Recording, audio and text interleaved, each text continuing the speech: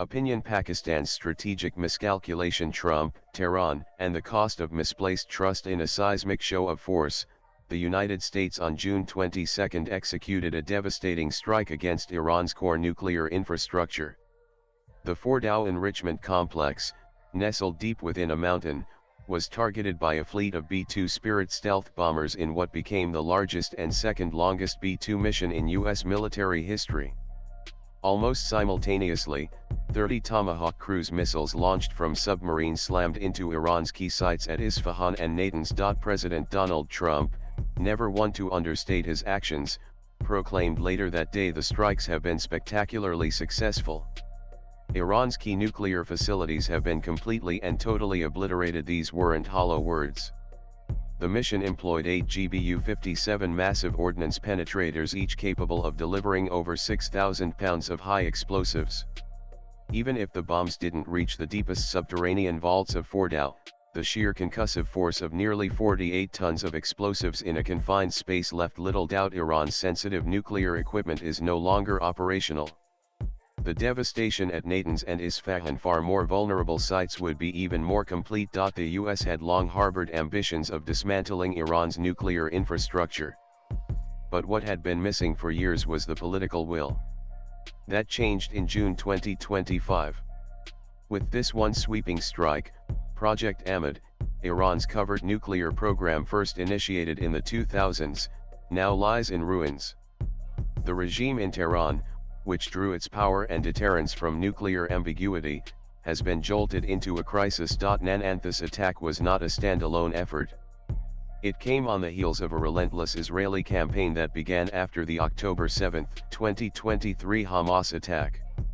Over the next 18 months, Israel systematically degraded the capacities of Hamas, Hezbollah, and the Houthis through drone strikes, precision air raids, and covert assassinations of key figures. Starting mid-June, Israel escalated to strategic targets inside Iran, hitting power grids, oil depots, tunnels, air bases, and even targeting nuclear scientists and senior commanders. The precision and lethality of these operations sent shockwaves through Iran's military and political hierarchy. Facing unprecedented disruption, the Iranian leadership retreated into digital silence, severely limiting communication and mobility. This inherently caused a paralysis in knowing, decision-making, and acting against what was coming. Only once Israel had softened Iran's defenses did the United States strike, leveraging its stealth capabilities and missile supremacy to hit targets only it could neutralize.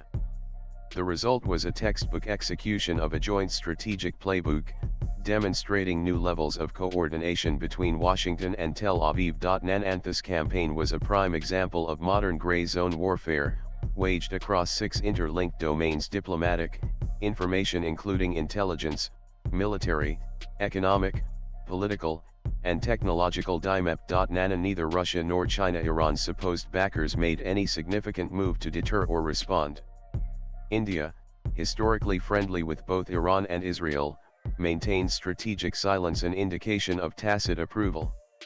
Meanwhile, Pakistan, Iran's neighbor and erstwhile ally, found itself scrambling for relevance, and in the process, revealed the deep flaws in its strategic thinking. In the lead-up to the US strike, Pakistan was caught playing a dangerous double game.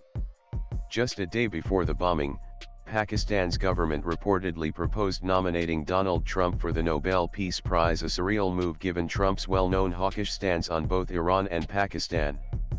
Within 24 hours, the same government was publicly condemning Trump for bombing Iran's nuclear sites. This flip-flop was more than a diplomatic embarrassment, it exposed the strategic shallowness of Pakistan's power elite. The central figure in this misadventure was General Asim Munir, who had recently self-promoted to Field Marshal after India's Operation Sindoor, which shattered Pakistan's nuclear deterrence bluff.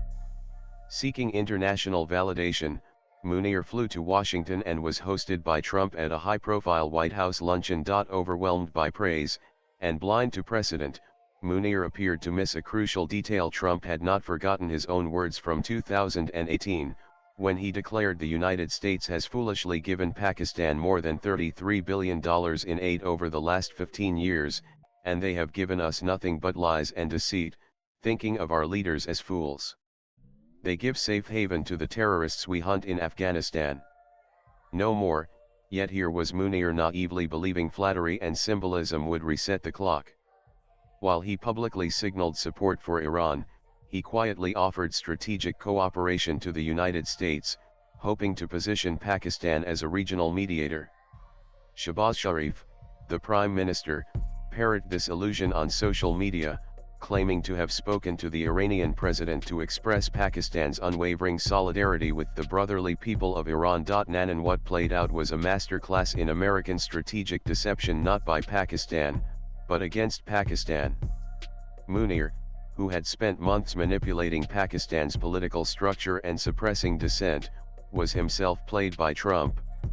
In offering backdoor deals, mineral access, and intelligence cooperation, Pakistan hoped to regain Washington's trust. But Trump and the U.S. national security establishment saw through it. Pakistan was using the same tactics it once employed with China, offering mineral rights and geostrategic leverage as bait. China learned its 64 billion CPEC lesson slowly.